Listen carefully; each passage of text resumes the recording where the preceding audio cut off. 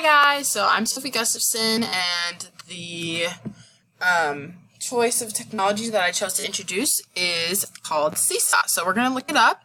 SeeSaw can be used as an app. That's what I have seen most frequently, but it can also be accessed online.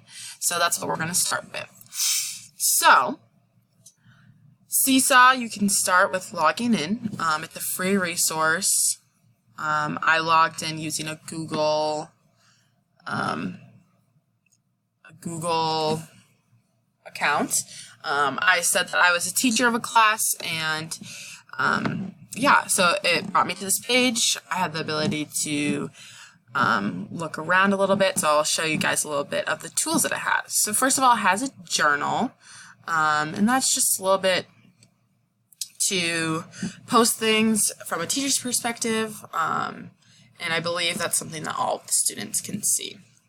Again, they also have some activities you can post. So they have lots of options that you can look at what other teachers have done on theirs. So let's say I saw something here that I really liked. I could add it to my library. As you can see, they have it by topic too, so that's really, really fun. And with that,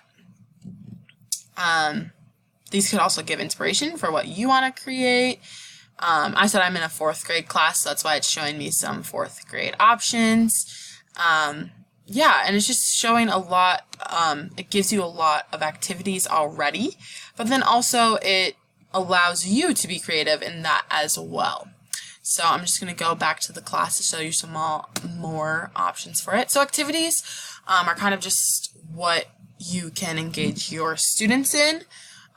They'll give an outline of what you want them to do, probably give an example of that, and that's the main form of engaging students in this, is through the activities.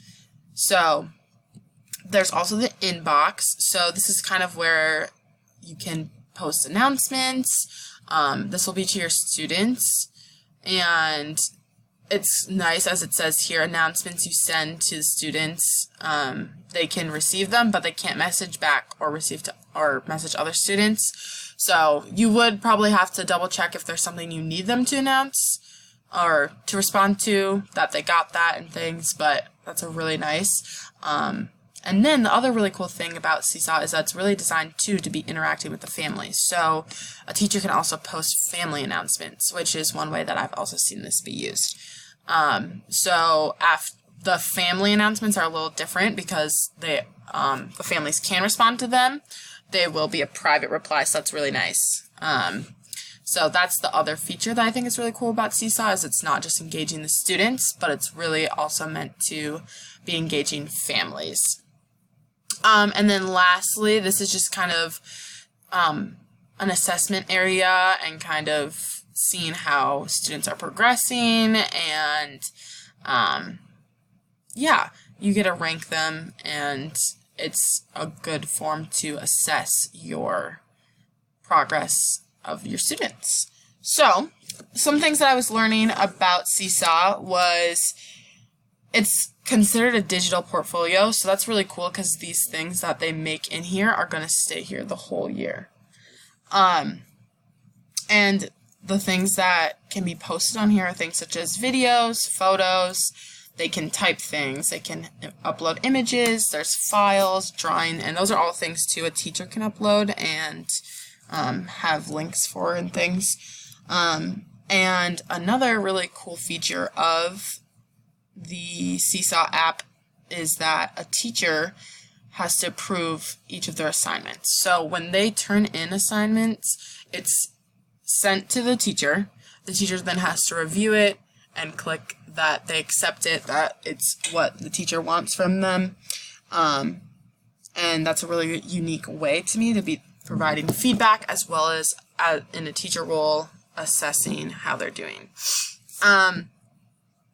So yes, so again, just some of the things, I've seen this actually used in 2 classrooms, and one of the things I thought was really cool was a teacher would have kind of a weekly, like, announcement that he would send to the parents where he'd be like, this weekend I'd love for your students to do some laundry and send me pictures of your students doing laundry. And they would then send pictures of students doing them laundry, and he would show those pictures after the weekend. And it was just a really unique way to build community, and that was through using technology. I thought that was super cool. Currently, the classroom I'm in also uses it, and he'll use it. So far, it's been mainly to test student vocabulary in a way, in terms of math vocabulary. So he'll be like, I would like you to create a video explaining to your parents what a factor pair is and how that has to do with prime numbers, things like that. So that's also been really cool, and I've appreciated all of the ways that I've already seen it used, and based on looking through these activities, know that there's so much more too. Yeah, so I think that this app has a really good system to managing student learning, specifically through the teacher feedback and the fact that they have to check each activity. That really allows students to be knowing, especially since you can comment on any of their things, that allows them to know what they need to either improve on. It also allows them to be encouraged in maybe what they're already doing.